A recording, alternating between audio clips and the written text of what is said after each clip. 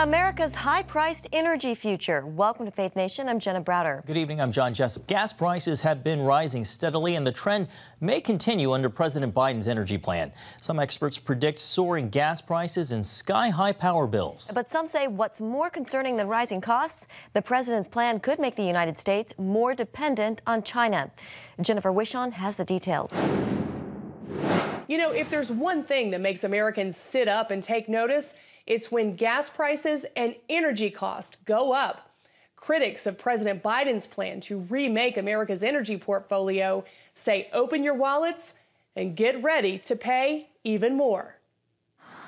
This aggressive energy policy targets fossil fuels with the goal of making America 100% carbon pollution free over the next 15 years.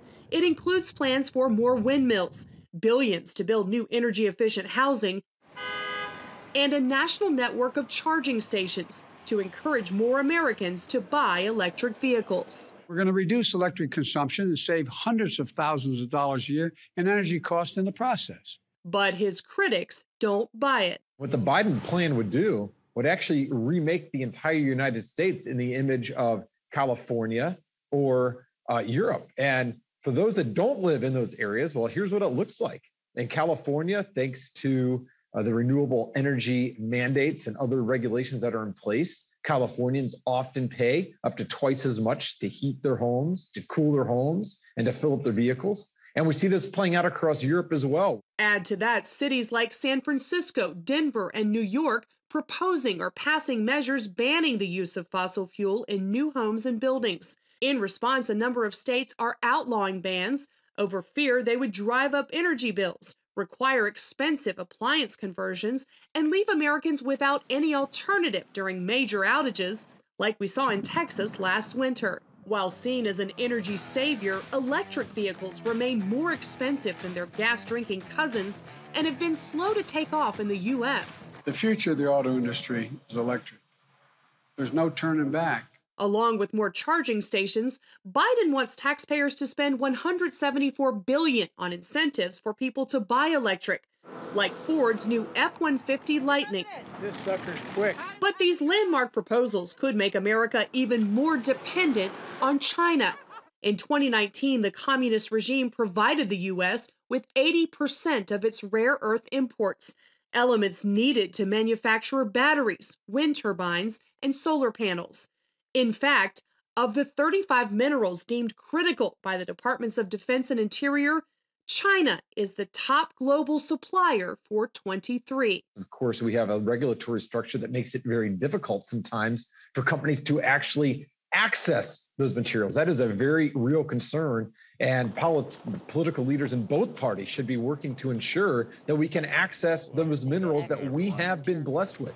In testimony to Congress, Simon Moores with Benchmark Mineral Intelligence likened global battery supply to an arms race.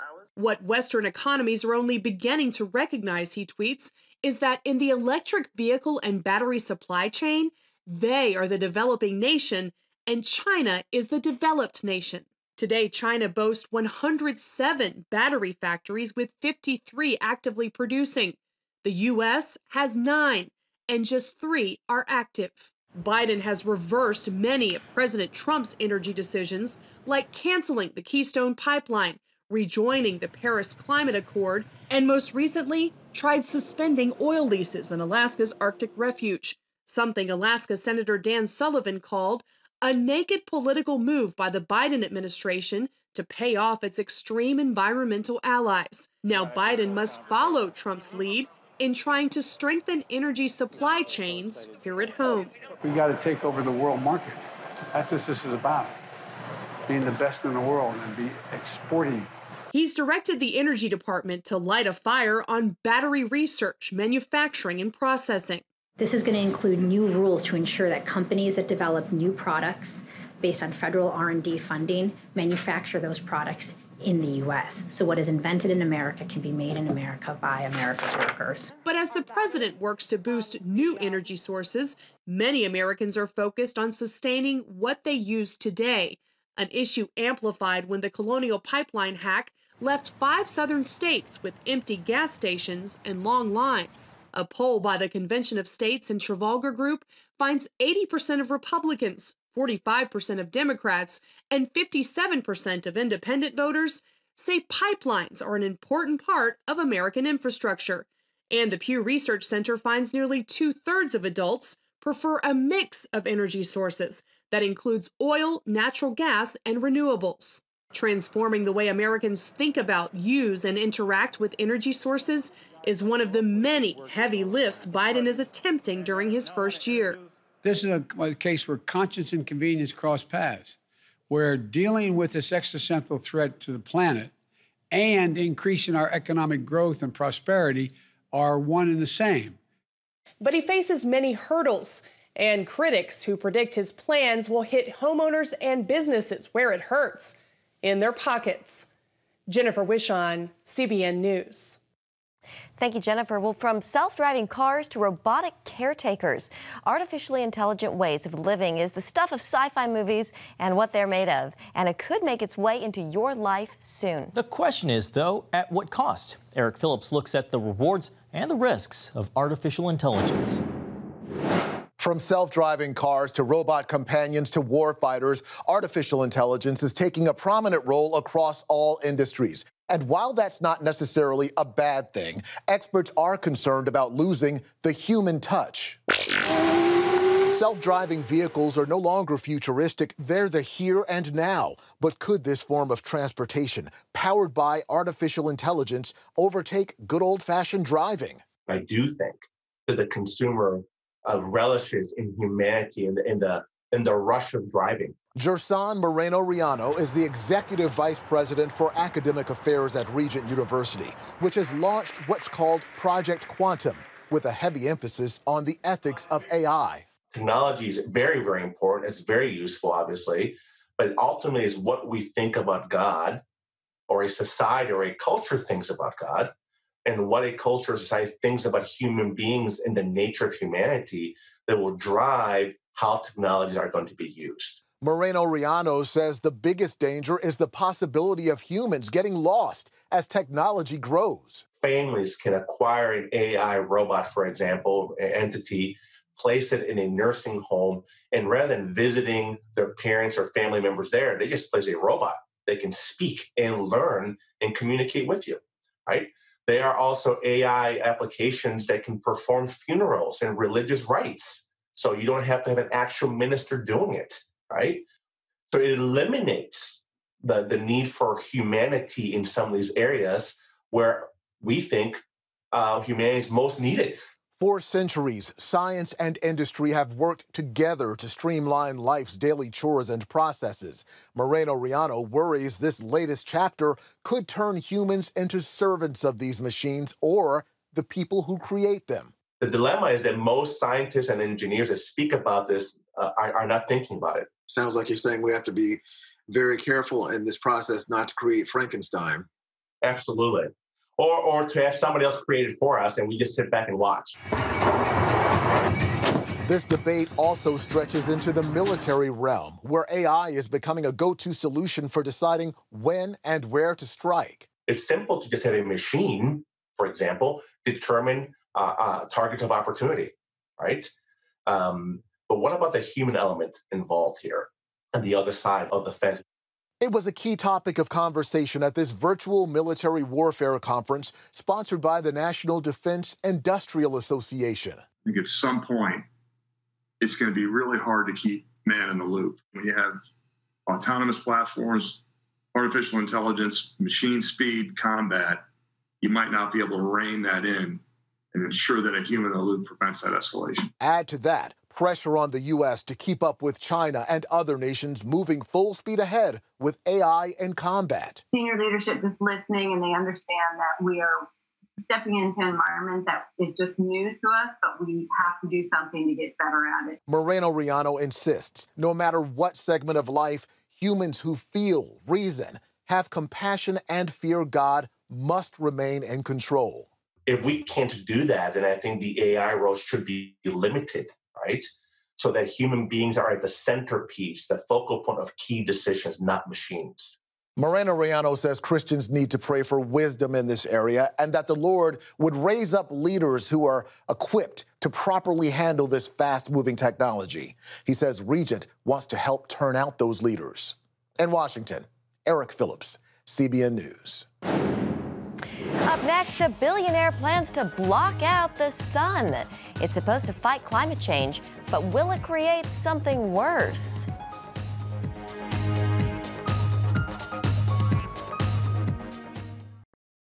Using dust to block some of the sun's rays. That is what scientists are planning to do in an effort to stop climate change. While some say it's brilliant, others warn it's a bad idea. CBN's Dale Hurd looks into whether the potential danger is worth it. The idea is to dump calcium carbonate, basically chalk dust, high into the stratosphere, to block some of the sun's rays with the hope of stopping the climate from warming. It's called stratospheric aerosol injection, or SAI. The media likes to say it's Bill Gates' idea, but Gates is only one of many people funding the research, and it isn't his idea, it's Harvard's. The test launch for the project next month in Sweden was canceled after people complained. But there's likely to be a test in the future, because some scientists think this could work, while others say it's a very bad idea. This video from a German science foundation shows how it could all go terribly wrong. It is unlikely that cooling of the planet could be achieved in a uniform way. SAI would therefore produce regional winners and losers. The total global rainfall would be less. In Asia, SAI could upset the complex system governing the monsoon, on which the water and food supply of 2 billion people depends. It could also lead to droughts in Africa and flooding in Latin America. Experts admit they aren't sure what would happen if the sun was dimmed, but we know that when it's happened because of natural events, the result was not good. The year 1816 in the United States was called the Year Without Summer, or 1800, and froze to death. Scientists now believe it was a volcanic winter created by a huge eruption in the South Pacific. As volcanic ash circled the globe, a strange fog began to appear in the eastern United States, and the month of June suddenly saw freezing winter-like temperatures that wiped out crops and livestock and led to famine. Could the same thing happen from stratospheric aerosol injection? Jens Olaf Pepke Petersen, senior scientist at Denmark's National Space Institute, doesn't think so. The advantage is that aerosols wouldn't stay in the atmosphere for a long time, so if it turns out it's a bad idea, it would be easy to stop the experiment again. But he also doesn't think manipulating the climate is either good or necessary. Scientists know the Earth has warmed 1 degree since 1900, but admit they don't know the normal Earth temperature, or if we are simply rebounding from a cold period 200 years ago called Little Ice Age. And while the Earth is warming, Petersen says humans and plants both do better in warmer weather than in colder weather. And there's still more people dying from cold weather than from warm weather. The Earth has become greener, so trees are growing better than they used to. In his new book, Unsettled, theoretical physicist Dr. Steve Koonin, former Undersecretary for Science in the Obama administration, says the weather data itself shows there is no climate emergency. Heat waves in the U.S. are now no more common than they were in 1900. No global trends in drought or in floods. Greenland's ice sheet isn't melting any more rapidly now than it was 80 years ago. That there's no long-term trend in hurricanes over the last 100 years. You wouldn't know that, of course, if you just watched the media. So Koonin says we don't need to go to the trouble of spreading dust through the stratosphere. It's got a lot of downsides. Right? The most important one is once you start doing it, you can't stop. The particles settle out over a couple of years, and so you got to keep putting them up there. We should not think about deploying it unless something really bad happens with the climate. And Koonin says the good news is that a lot of the bad news you've been reading about a climate emergency is wrong. Dale Hurd, CBN News. Water made from thin air. How groundbreaking technology is creating streams in the desert. When Faith Nation returns.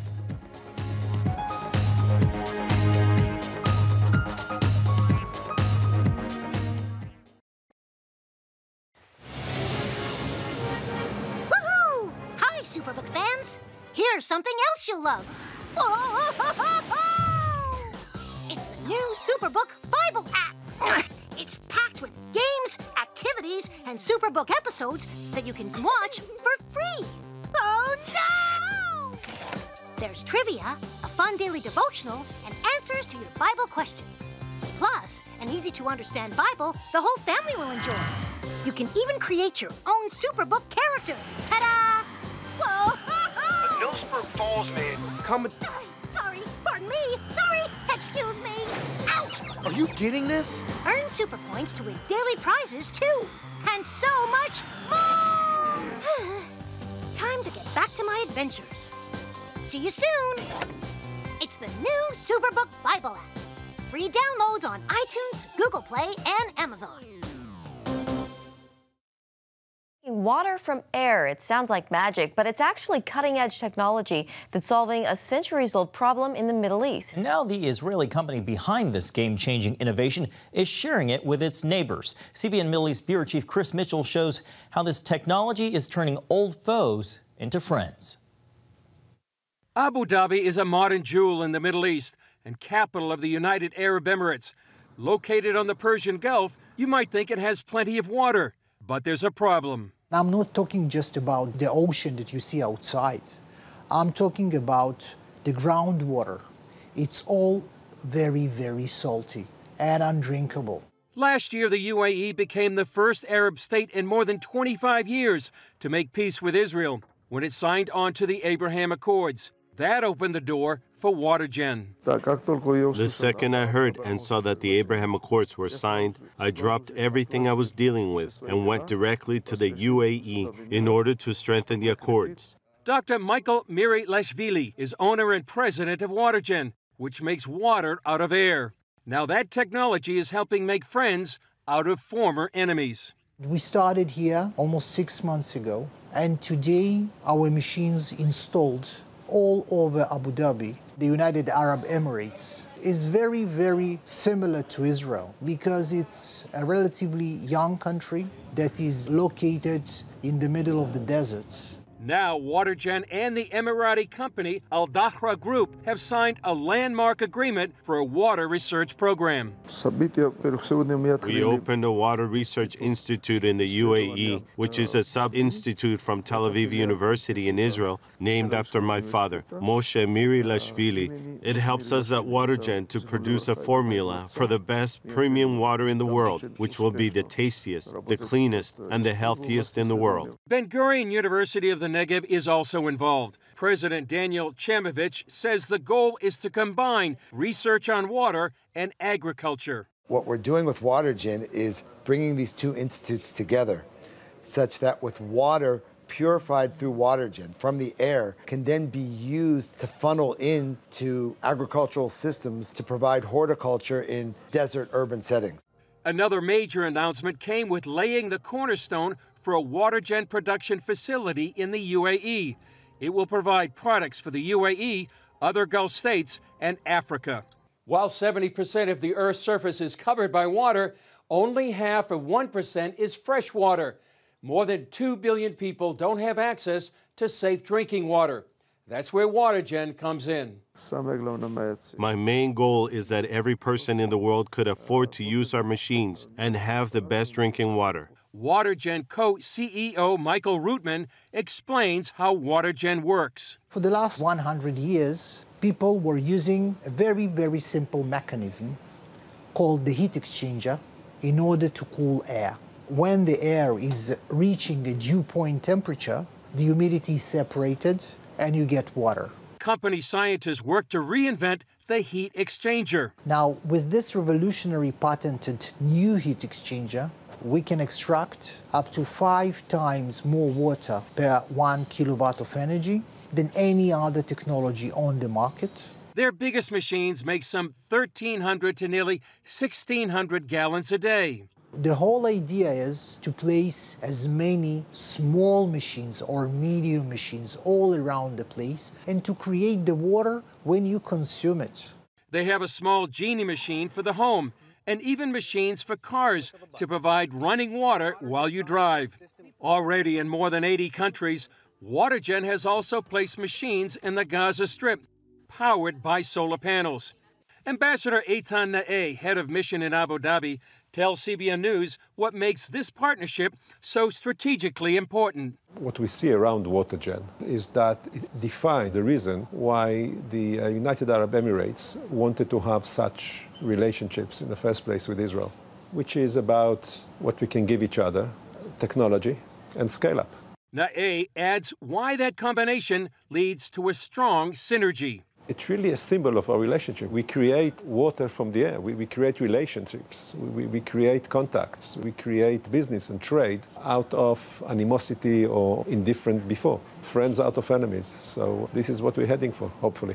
Miri Lashvili says a key part of the decision is that the UAE didn't choose WaterGen just because it's Israeli. They tested a lot of companies and compared, and they realized that we had an edge over everyone else. They told us, no one can even compete with you. He says that's led to a stronger partnership with very good people. When one has good and serious intentions, the Almighty always lends his help. Chris Mitchell, CBN News. So ahead, technology shaping the future and delivering pizzas. See one restaurant's high-tech customer service solution.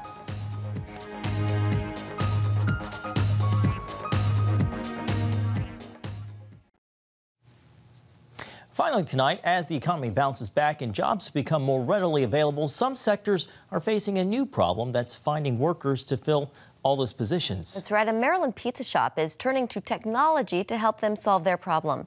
Meet Servi, the robot waiter. Please take your food. It's got 3 levels. Servi is a phototype device that delivers food straight to tables. The robot took a few weeks to memorize the pizza shop's floor plan and the table numbers, and then it was put to work helping human servers during busy hours. Servi is a big hit, we're told, with customers. Talk about smart devices. No kidding. Go Servi. All right. Thank you so much for joining us. See you again next time.